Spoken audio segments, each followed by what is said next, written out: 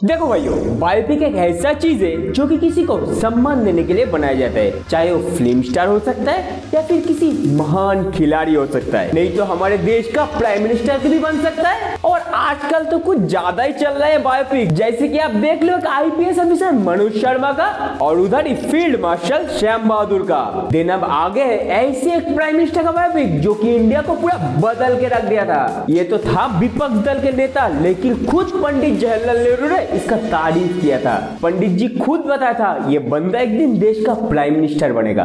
कि नेहरू जी ने कहा था कि अटल एक दिन तुम देश का प्रधानमंत्री बनेगा, आपने कहा था, लिखा हुआ है रिकॉर्ड में, आपने कहा था। और उसी को लेके बात करेंगे इस वीडियो में। अटल बिहारी वाजपेयी का कहानी बताएंगे, जिसने भारतीय जनता पार्टी यानी बीजेपी का शुरू किया था, जिसके समय बच्चे लोगों को शिक्षा मिला था, इंडिया को परमाणु बोमा मिला था और कारगिल से पाकिस्तान से जीत मिला था। लेकिन उससे भी बड़ी बात, आजकल जो राम मंदिर का इतने चर्चा हो रहा है, वो शुरू किया था ये अटल जी ने। तो एक एक करके सबके बारे में बताएंगे, कैसे लगा मूवी हमको, पंकज त्रिपाठी का एक्टिंग और मूवी का स्टोरी। तो आप सिर्फ वीडियो में बने रहे। ये फिल्म है ग्वालियर में रहने वाला एक लड़का की, जो कि एक आरएसएस था, एक लेखक था और हमारा देश का प्राइम मिनिस्टर था। तो फिल्म का शुरुआत होता है एक मस्त डायलॉग से। Sir, Musharraf is threatening with a nuclear attack.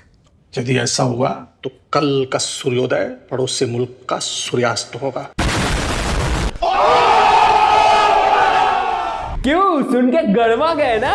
अब दिखाया जाता है अटल का एक स्कूल का कहानी, जहाँ पर वो एक कविता बोलने वाला है, लेकिन वो घबराने के मारे कुछ बोल ही नहीं पाता है और इसीलिए सब बच्चे उसके ऊपर हंसने लगता है। तब उसके पिता उसको समझाता है कि बेटा, तुम कविता को रट्टा मार के मत बोलो, कविता को समझो, फिर अपने तरीके से लोगों के आंखों में देख के बोलो।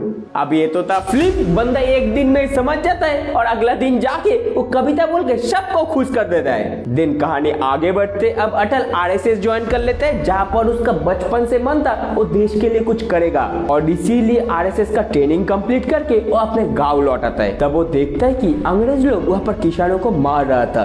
तब के समय में इंग्रेज का शासन चलता था और इसीलिए अटल वहां से अंग्रेज का झंडा हटा के हमारा देश का झंडा लहरा देता है, जिसके कारण बंदे को बचपन में जेल जाना पड़ा था। अब जब जेल से वो बाहर आता है, वो कॉलेज के बाहर इलेक्शन के लिए लेक्चर देते रहते हैं, जहाँ पर वो बोलते हैं हमारा देश को आगे ले जाना होगा और इसीलिए हमारे बीच जो ये जात पात का भेदभाव है, इसको हटाना पड़ेगा और शादी में जो दहेज लिया जाता है उसको भी लेना बंद करना होगा। और ये सब बात बोलते बोलते वहाँ पर एक लड़की सब सुन रहा था, जहाँ पर वो अटल का बहुत ही तारीफ करता है और एक दूसरे का अच्छा दोस्त बन जाता है। अब फिल्म में यहाँ पर एक गाना आता है जो कि एकदम स्टूपिड सा था, लेकिन कुछ दिन बाद पता चलता है कि ये लड़की दिल्ली चला गया अपना फैमिली के साथ और तभी अटल डिसाइड करता है कि मैं कभी शादी नहीं करूंगा और इसीलिए अटल पढ़ाई करने के लिए, लॉ का पढ़ाई करने के लिए बाहर चला जाता है। लेकिन वहाँ पर जाके वो चौंक जाता है, देखते हैं कि उसका पिताजी भी आए लॉ का पढ़ाई करने। मतलब इस फिल्म से पता चलता है बाप बेटे का बॉन्डिंग क्या होता है। अब अटल तो था बहुत ही अच्छा पढ़ाई में, जिसके चलते उसको काम मिल जाता है राष्ट्र धर्म अखबार में, जिसके चलते उसका पापा को पूछ के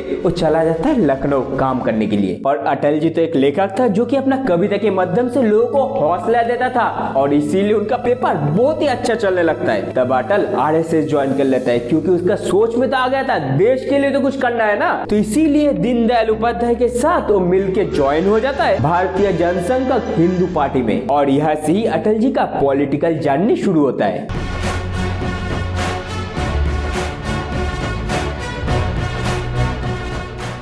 अब अटल वाजपेयी तो बचपन से अच्छा बोल लेता था, जिसके लिए उसको मथुरा और बलरामपुर से खड़ा किया जाता है चुनाव में, जहाँ पर मथुरा से तो हार जाता है लेकिन बलरामपुर से जीत जाता है। और तभी वो पार्लियामेंट जाके अपना कविता के माध्यम से सबको अपने इंट्रोडक्शन देता है, जिसके बाद जवाहरलाल नेहरू खुद उसका तारीफ करके बोलता है ये देश का एक दिन प्राइम मिनिस्टर बनेगा। अब अटल भी अपना काम में लग जाता है, अपना पार्टी को आगे बढ़ाने के लिए काम करता रहता है और तभी खबर आता है कि पंडित दीनदयाल उपाध्याय का मर्डर हो गया है, जो कि तब के समय मुगल सराय स्टेशन था। अब अटल जी पार्टी का प्रेसिडेंट बन जाता है, जो कि लोगों को समझाने लगता है देश में क्या क्या हो रहा है, पेट्रोल का प्राइस कितना महंगा है, लोगों के पास खाने का पैसा नहीं है। और ये सब सीरियस एलिगेशन लगते हैं इंदिरा गांधी के ऊपर, जिसके लिए उसको रिजाइन करने में मजबूर कर देता है। अब इंदिरा गांधी तो था फुल पॉलिटिशियन, जो कि दिमाग लगा के तब के समय इमरजेंसी डिक्लेयर कर देता है और तब सरकार के बारे में जो भी कुछ बोल रहा था जेल में डाल दे रहा था। तो यहाँ पर फिर से अटल जी को जेल में जाना पड़ा, जहाँ पर वो जेल से बाहर आने के बाद उसके साथ क्या क्या हुआ था, लोगों के ऊपर कितना अत्याचार किया था, ये सब बताते अपना कविता के माध्यम से।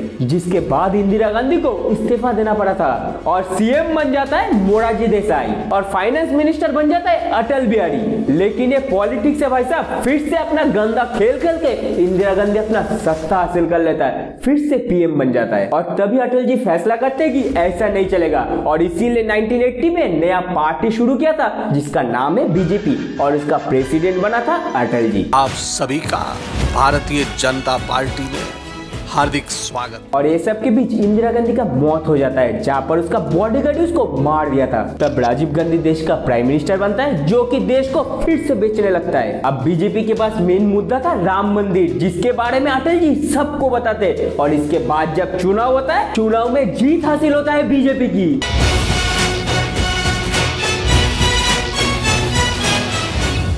लेकिन यहाँ पर कुछ आपको बता दूं, अटल जी जब पहले प्राइम मिनिस्टर बना था वो सिर्फ 13 दिन के लिए बना था, उसके बाद 13 महीने के लिए, फिर जब बना वो फुल टाइम कंप्लीट किया था। और इसी बीच अटल जी भारत में बच्चों को शिक्षा दिया था, फिर परमाणु बोमा बनाया था और उसके बाद कारगिल में पाकिस्तान को हरा के इंडिया में जीत हासिल कराया था। अटल जी एक ऐसे प्राइम मिनिस्टर था जो खुद एक वोट से हारने के बाद भी बोला था, अगर मैं हार गया तो कोई बात नहीं, लेकिन सबसे पहले हमारा देश है।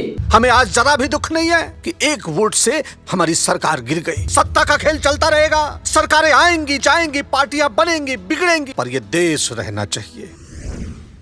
तो बस यही था अटल जी का कहानी। आपको कैसा लगा कमेंट पे बताना, और खास करके पंकज जी के बारे में एक लाइन कमेंट पे लिख देना, कैसे लगा उनका एक्टिंग। मतलब देखो, फिल्म जैसे बायोपिक होना चाहिए, पूरा ऐसे ही है। और फिल्म में कलर ग्रेडिंग से लेके पंकज त्रिपाठी छोड़ के जो जो एक्टर था सब कोई अच्छा काम किया है, तो हमको तो बहुत ही अच्छा लगा। आपको कैसे लगा वो बताना। हम मिलेंगे अगला वीडियो में कुछ एक नया टॉपिक के साथ, एक नया मूवी रिव्यू के साथ। तब तक के लिए जय हिंद, टाटा, बाय बाय। हम जिएंगे तो इस देश के लिए, हम मरेंगे तो इस देश के लिए।